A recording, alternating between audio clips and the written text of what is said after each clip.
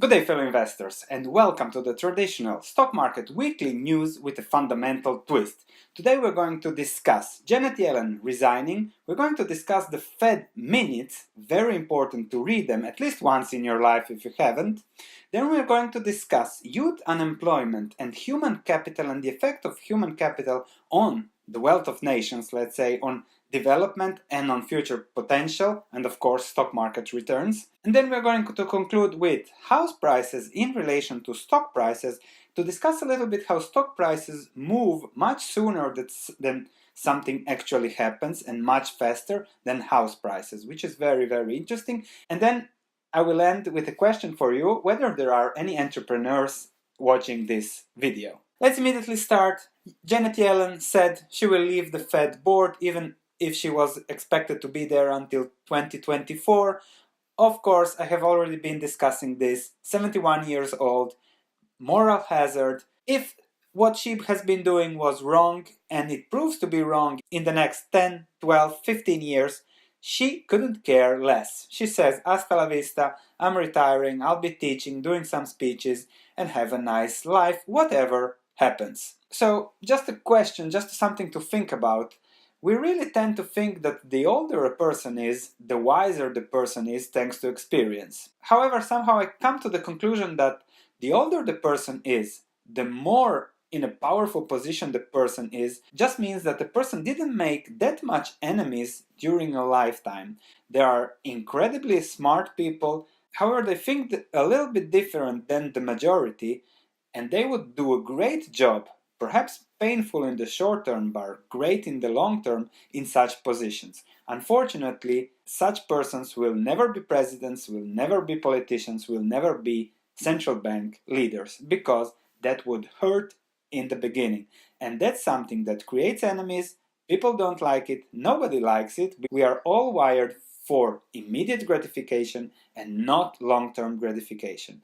So it's very interesting how it works, who is put in which position, and who makes the calls on what will happen in our lives, because it's all about our future. Usually 60, 70-year-olds. I don't know if that is smart. Nevertheless, something to focus on and something to really read if you haven't ever read are the Fed minutes. It's a 10, 12, sometimes it goes to 20 pages, sometimes there are pictures, sometimes there aren't. However, it's what the Fed members have discussed in their Fed meeting. When they announce whether they will raise or lower the interest rate, they just tell what are their conclusions. In the Fed minutes, they tell what are their worries, what are their uncertainties, and by reading those minutes, you can see, okay, the Fed isn't that certain about what's going on, there are fears, there are mistakes, and so. So let's dig into the Fed minutes, just a few points to see what you can get there and what you can learn from there. That's very important for anything that will happen in the next 10, 20 years. Now, the big change in the attitude is that many participants observed that there was some likelihood that inflation might remain below 2% for the longer than they currently expected. So now, suddenly change in environment, inflation might remain below 2%. Why? Because secular influences such as the effect of technological innovation, disrupting existing business models, that is likely offsetting cyclical upward pressure on inflation and contributing to below target inflation. And here I want to discuss reflexivity again. Low interest rates, a lot of companies borrow at Daimler in Europe borrows at negative interest rates. It means that their cost of capital is below zero. It means that they can really be competitive around the world and produce cheaper cars and force other producers in the world to produce cheaper cars. So everything is cheaper also thanks to interest rates. I wonder why the Fed doesn't get it that there is potential correlation between low interest rates and low inflation, even if economic theory would say that low interest rates would have to spur inflation higher. However, there's so much competition, the world, yes, is shifting from producing goods to services, where you don't have so much demand for hard goods, and then, of course, services, cars, technology, software, everything is cheaper because cost of capital is cheaper. perhaps when we will actually see higher interest rates, we will also in the long term see healthy inflation.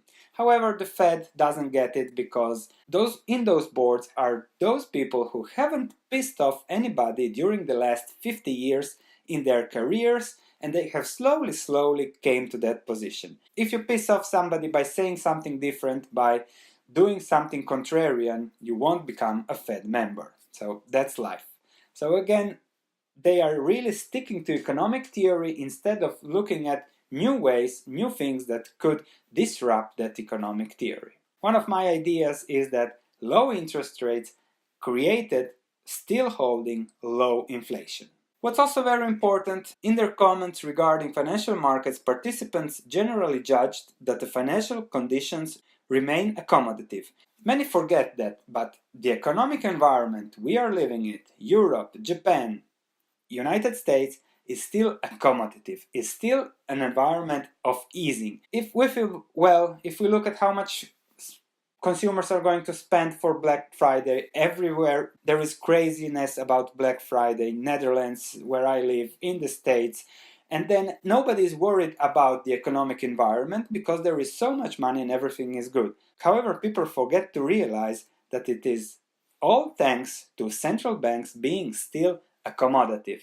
That's something to really remember. If and when the tide turns, if it will ever turn, it will be a completely different ballgame. However, the Fed participants are a little bit worried about a potential buildup of financial imbalances thanks to high valuations.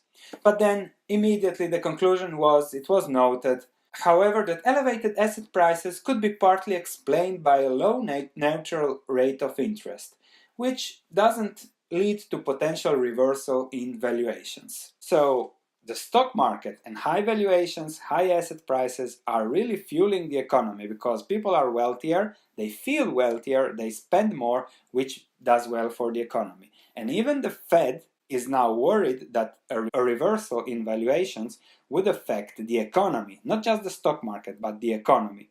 And therefore, we can be assured that the Fed will keep backing the S&P 500 because that's their goal.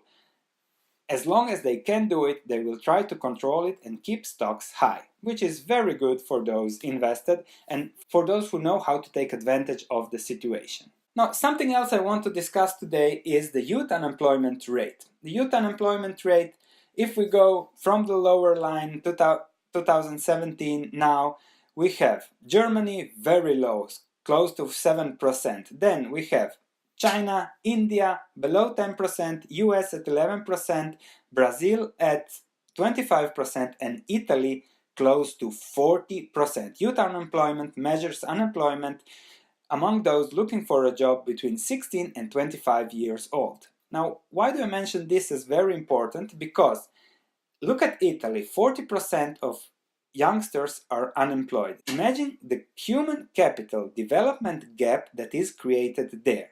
Because as they don't work, they don't develop the skills, they don't develop the competitiveness, they don't develop what will lead the country in the future. As we know, for example, Italy, in 10 years, 40% of the population will be above 65. But the young population will be unable to lead the country into better times. So if you really want to invest in the long term, I think youth unemployment and human capital is very important to watch. The quality of human capital. How many languages people speak? What is their education level? What is their global competitiveness from a human capital perspective? Very important. If you invest accordingly, you will see that you will profit in the long term. I'm very happy to see that China and India are doing amazingly on that field. Just a quick story on human capital. Two countries, similar countries, Jamaica and Singapore, both countries became independent in the 1960s, 1963 I think, from the Commonwealth. Now, Jamaica had agriculture, some mining, resources, great position, tourism position, great location, close to the US, and decided to develop tourism, take debt, invest, and base their economy on somebody else, tourists from the US. Singapore instead decided to develop human capital. Singapore was smaller than Jamaica, no natural resources, a lot of lowly skilled immigrants from India, from other Asian countries that used to work in the docks when it was under British rule. And then Singapore decided, okay, we'll develop human capital. Jamaica decided we will develop tourism, just to make the story short. If we look what happened later, Jamaica, they started with a GDP per capita of $500. 50 years forward, Jamaica is close to 5,000. Singapore, 50 years forward, is close to 50,000. Difference between human capital development and something else. However, what is very interesting, if we look here from 1963, when they became independent, we can see that Jamaica was leading in the first 4 or 5 years, and then Singapore simply took off. This is because investments in tourism, yes, they improve the country immediately, but they lack to improve the human capital, which is essential for long-term economic development. So really focus on human capital also on a personal note. If you develop yourself continuously, you have nothing to worry about recessions, about stock market crashes, finding a job, creating a life. The more you value, as Buffett would say, the best investment is always the one you make in yourself. So not so related to the stock market, but very, very interesting to see how that works and how that affects the whole economic system. Let's go to home prices and stock market. This is the home price index in blue and the stock market.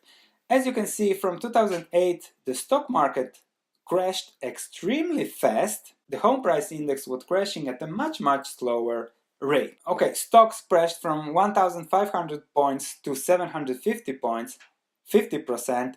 The home price index just about 20%. And there is a big difference if you look, stocks bottomed in 2009, March 2009, home prices bottomed in March 2012. So there is a 3-year difference between the bottoming of stocks and home prices.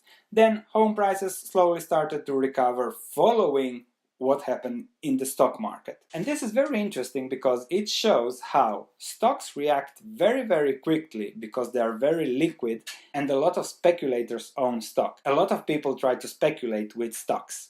However, real estate, there are different fundamentals, and there really a lot of economic fundamentals are shown. Jobs, how many people can get a mortgage, what is the interest rate, what is the debt burden on the community, and so. So it's extremely interesting to follow how stocks and the stock market anticipates what's going on and what will happen in the economy and reacts really irrationally, but how home prices really rationally slow down in a recession, fall, and then pick up as economic activity and monetary easing speeds up. So it's a very interesting time difference and something to really take advantage if you're thinking about diversifying from real estate into stocks or from stocks into real estate, to really take advantage of difference between the effect the economy has on different asset classes. The same thing happened in the Netherlands. We can see that the home price index peaked in 2008 going into 2009 and then slowly declined until 2015. When you know who bought his real estate property in the Netherlands. Since then, prices have really recovered, especially around Amsterdam. Yay! And I want to finish today with the question if there are any entrepreneurs there. We are discussing on this channel stock market, where I share my fundamental, my macroeconomic research with some stock picks. Now, stock market investing is not so motivating, not so inspiring. You don't even know, but I have been teaching entrepreneurial finance for 3 years at university. And I loved the subject. The only problem was that my students didn't want to become entrepreneurs. When I would ask, how many of you would like to become entrepreneurs? 1 out of 30 would say maybe. So I don't know how that comes that 20-year-olds, 21-year-olds don't want to become entrepreneurs, or it was just in my school where I was teaching. Nevertheless, if there are any entrepreneurs here, I was thinking just for the motivation, just to do something really positive once, twice a week, to start an entrepreneurship channel where I would share my personal entrepreneurship path as I convinced myself from my teachings to quit my job and become an entrepreneur, what I learned being an assistant professor in entrepreneurial finance, woo, and so share a little bit science, a little bit knowledge, a little bit fundamentals, and then try to motivate anybody who wants to become an entrepreneur. Not become the next Facebook, but become financially independent. Let me know what you think about the entrepreneurship idea, just to shake a bit my life, to make it positive. Stock market investing is mostly about risks, stock market analysis, and calculations. Entrepreneurship is all about heart, so let me know if you'd like to watch videos about entrepreneurship in the comments. Thank you for watching. Click like if you like the content, subscribe if you haven't yet, and I'll see you in the next video.